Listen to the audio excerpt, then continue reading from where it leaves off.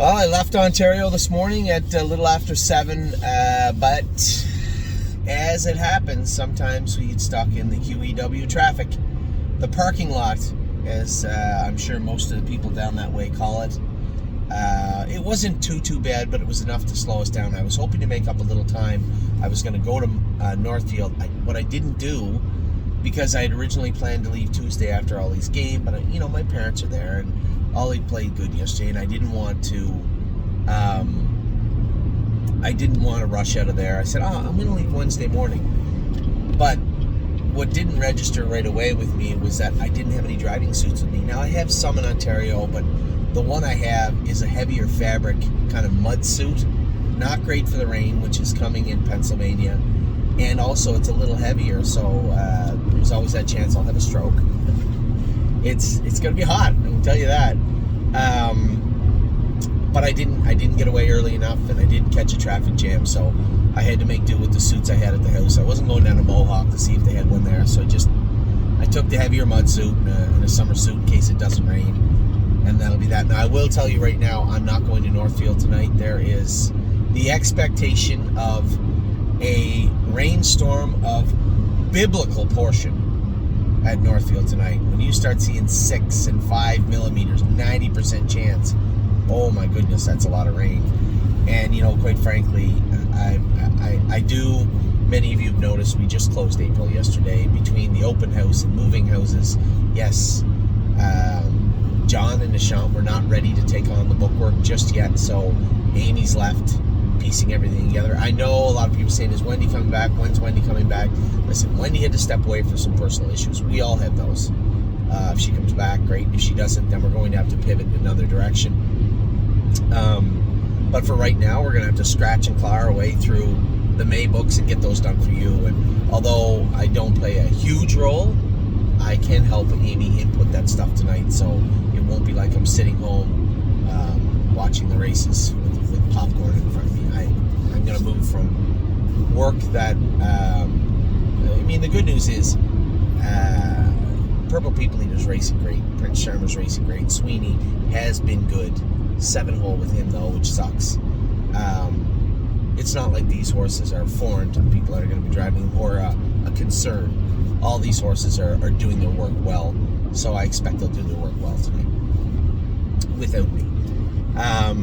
And I'm going to be moving from one form of work that is muddy and wet to one that is not, a little more painstaking, I guess. But I won't be sitting at home doing nothing, that's for sure. So that's that with today. Man, I was so pleased with the way he played baseball yesterday. And I want to get to be able to do more of that, and I will over the next couple of months, where I can just step away and go home and watch Ollie play baseball. It was so nice to watch him with my father, his grandfather. I think that's the first time Dad has actually seen Ollie play live, maybe ever. It's been a while if it hasn't been ever. Great at the plate, great in the field. Little struggled a bit on the mound yesterday, but that happens. Yeah, everybody's been there that's played baseball.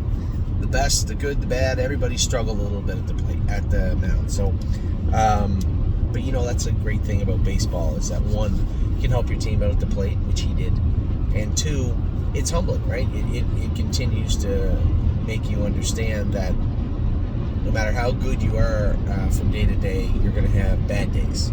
And what you do on those bad days define you as a baseball player. And, that's what I love about baseball, is that it's a lot like real life, right? We'll get on a roll and you get confident. Seems like nothing can go wrong. And it does. And really that defines you as a person, is, what you do, that old adage, however you want to call it. There's a million sayings. It's not about how hard you go down, it's about how quick you get up. And I was happy with the way, Ollie had a terrible outing on the mound, and then his very next at bat, I think he hit a real hard double. Played good. Very proud of him. It was great to see my parents get to see him play also. So hopefully we can do more of that this summer. I'd like to do more of that this summer. So let's talk about the horses. I did not see Collector qualify yesterday. I didn't even even see the line until last night. Somebody said, man, Collector's line looks really good. Now, listen, Collector's a nice horse. When you're moving from track to track, or if a horse just kind of has slid a little bit, you don't want to make those, and I say this all the time, those wholesale changes, incremental changes here and there, until something like 2 breaks in a row happens. Then you got to step back and say, okay, how do we get back on track? And, obviously yesterday's line was pretty obvious that Brett and Stacy have got back on track with this guy, getting back into a setting where he's getting way up close, sitting, following, and then finished up so good. Really impressed with what I saw from Collector yesterday. Really, really happy with that line. Stacy was very happy with him also. So that is great news. The horse is at the track. Oh, good cowboy. Somebody messaged me after. I hope he wasn't claimed. Well, he wasn't. Now we got to figure out what we're doing with him. He's still a light year away from what we expect him to be and where we expected to be with him. But you know what? It's nice to get that first win out of the way with him, especially coming back off whatever injury he had, and then that time off and just being horrible. It's nice to see him actually dig down and win. It wasn't an easy win. It was a great drive by Jade, 27-4, 57-3, 26-1, mile and 55 and a piece. A great mile from him, very well rated, and the horse looked great. But where now? He's still not going anywhere near Mohawk. Be sure of that. So where do we race? Grand River or George, in what class? We'll leave that up to Dom. Obviously, there's in all likelihood if we stuffed him back in the 8, he'd be claimed. But I hope you guys understand why it was important to put him in there. And we used his bad lines and his gaps in his schedule to create enough questions where people would hesitate. They wouldn't say. And listen, he might have gone out and got beat last night. He wasn't even the favorite. He was 3rd favorite, I believe. So it was nice to see the horse dig down and win the race. But it was nice to be able to utilize those bad lines that we had put on him to put him in a good place for us to do some good. Now, where do we go? There's a condition claimer, 20 claimer. Now there's a 65 life or something that Dominic says he fits. Grand River, Georgia, I'm not sure. But we'll likely race him there and see how he fits and go from there. Every start's a new start. But yesterday was nice. And I caught a little flack after we put him in for 8. People saying, why would we do this? We're going to lose him. I was supremely confident we wouldn't lose him. Not positive, because I've been wrong before. But I was confident that we wouldn't lose him, especially off those lines. So it worked out well. But now the next question is where now? So Dominic will answer that. I was happy with George of the Jungle last night. I did give you guys a recap of those 2 races. I thought George was good, but he did show a tiny bit of mucus. No, he showed 2.5 out of 5 for mucus and a 1 out of 5 for blood. Now, in this case, we've talked about this, and you guys, we have gone back and forth about this quite a bit. When you see blood, how did it get there? What are you looking at? Step back and look at the whole picture. And I left that also with Dominic. You want to put him on Lasix, put him on Lasix. You don't, that's fine also. But I thought it was a pretty good mile, 57 and a piece, 57-3, 28-1, 28-3. I thought the horse looked good.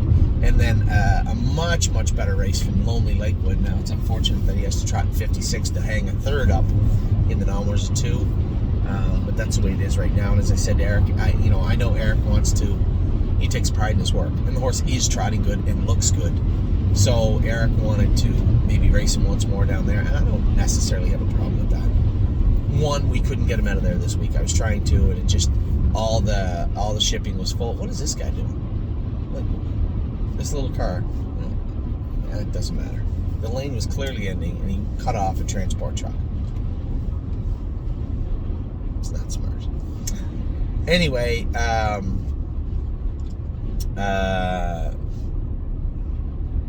just think that, he earned another start there, and we couldn't get him out of there, and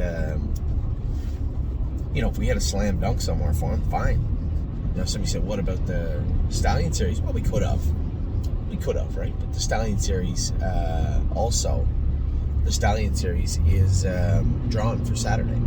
So, not really the end of the world there. It drew before he raced. I certainly couldn't race him. Looked to race him at the Poconos, 1 back in 5 days, and 2 the way he'd been racing. But he definitely raced better. in Kentucky this week. Let's see how he does next week. Who else? We had Lonely Lakewood, we had George the Jungle, and we had Oakwood Cowboy. So I was happy across the board with those horses. Obviously, today we've ready for landing Mel Gibbs, Swan Sweeney, Dominion. I was shocked. Dominion's like 10-1 morning line to maiden at Grand River. Very surprised over that. Jason Ryan's driving. I'm very interested to see how he's going to do.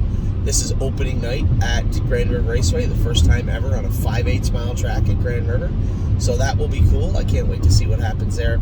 And then to finish off the night, we have Purple People Eater and Prince Charmer in, as I said, pouring rain coming tonight at Northfield. And I just don't think I'm going to go. I'm just not going to do it. Now, I had a real cool phone call from James. Now, we had our 2-year-olds I trained yesterday, Century Legion, My Wicked Heart. They're going to qualify Saturday. We found a couple of pesky splints on Chicago Hall. The veterinarian cryoed them yesterday. He's not going to qualify Saturday. Next Saturday for him. So that's good. So I told James, he called me. We started the conversation talking about a couple of horses, Series Dragon, and Looks Like Money, and even Mister, things like that. But I told him that My Wicked Heart and Century Legion would be qualifying on Saturday, and I'd appreciate it if he definitely went with them. That would be good. But next, he had said to me, "Did you read about the Drivers' Challenge in Australia?" I said, "No, I didn't. I wouldn't be involved, so why would I read that?" He said it's like a driver's championship. You got to pay to get in it, and there's a lot of prize money on the line. He said the winning driver gets the syndicate. So I'm going to be bringing you more information about this as we go, and this is the broad strokes. I just got a very rough view. What's wrong, honey? How far are we from the track? Quite a ways, honey. Why? What's wrong? Do you use the bathroom?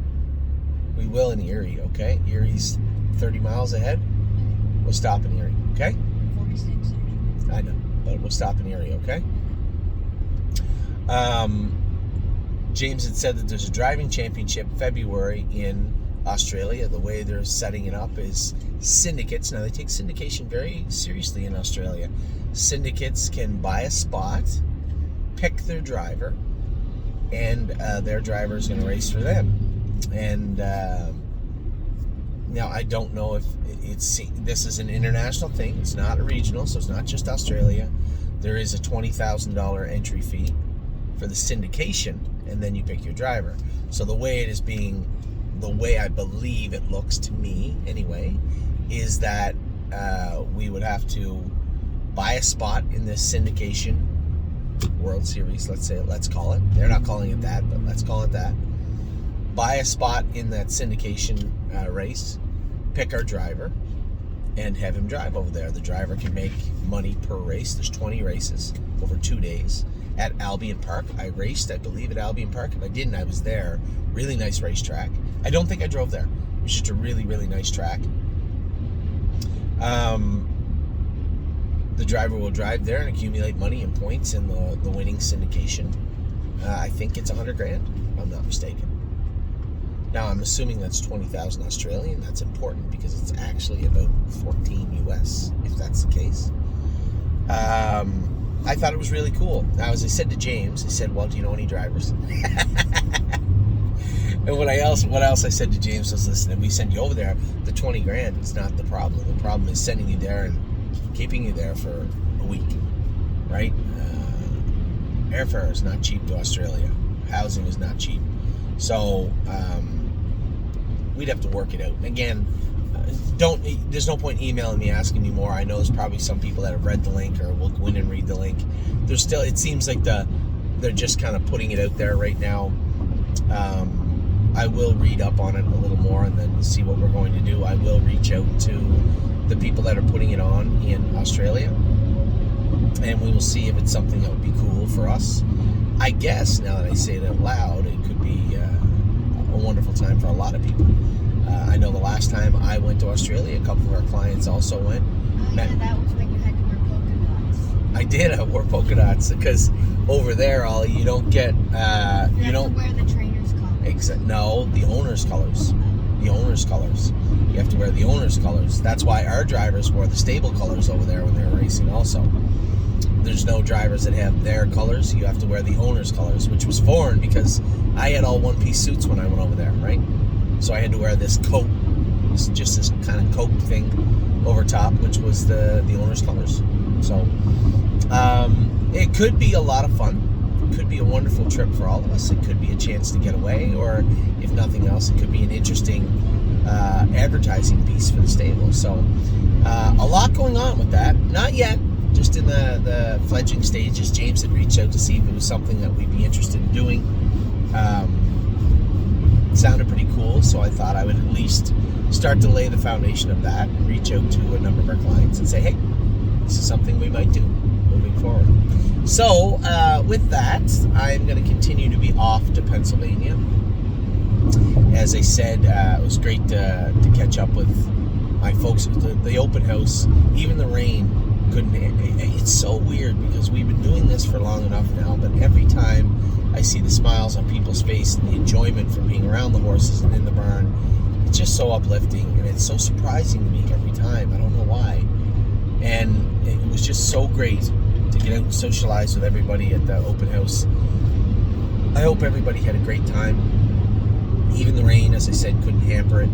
It was nice to catch up, have my folks with me, and then bring them home and have them watch Ollie play baseball. That was a lot of fun also. Hopefully we can do it again this summer at some point with them for sure. So with that, I'm going to let you go. I'm off to Pennsylvania. I'm going to head to the Meadows right now with Ollie. We're going to race at the Meadows and then head home. I'm going to help Amy with the book, see if we can't get some of this knocked out for you guys tonight and get things back on track. So again, thank you for your patience. I truly appreciate it. I know it's been a bit of an odd 90 days. We've been used to very thorough work from Wendy. She was a great person and been a great asset to the stable. And it's certainly impossible to fill those shoes, but we're doing the best we can. So with that, I'm going to let you go. I'm going to talk to you soon. Have a great day. For all my partners racing, take good luck. We'll talk to you soon.